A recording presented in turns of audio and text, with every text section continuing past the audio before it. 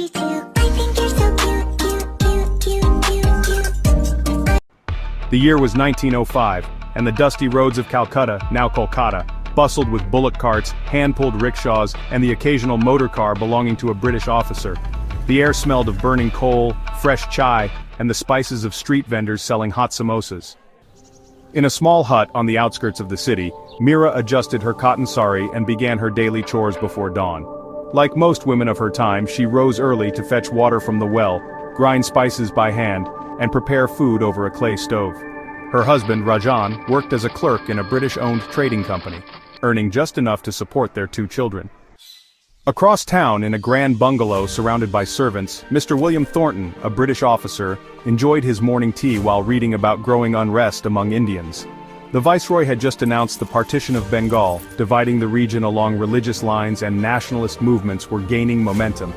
Leaders like Gangadhar, Tilak and Rabindranath Tagore were calling for Swadeshi, self-reliance, urging people to boycott British goods and embrace Indian-made products.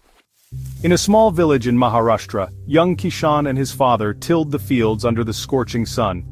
India was still largely agrarian, and the British-controlled land revenue system forced farmers to pay heavy taxes, often leaving them in debt. Many migrated to cities in search of work, filling textile mills and jute factories owned by British industrialists. Meanwhile, in Madras, now Chennai, a group of students gathered secretly in a temple courtyard, whispering about the growing freedom movement. Inspired by Mahatma Gandhi's ideas of non-violence and self-rule, they distributed pamphlets demanding an end to British rule. Despite the hardships, poverty, colonial rule, and social inequalities, change was brewing. Women like Sarojini Naidu were beginning to speak up for education and rights, while newspapers printed fiery articles demanding self-governance. India, though shackled by foreign rule, was on the path to revolution. By the time the Indian National Congress gained strength and Gandhi launched the non-cooperation movement, people across the country, from farmers to merchants, from students to workers, had begun to dream of freedom.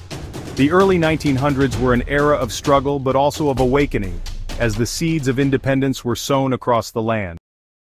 Thank you for watching my channel.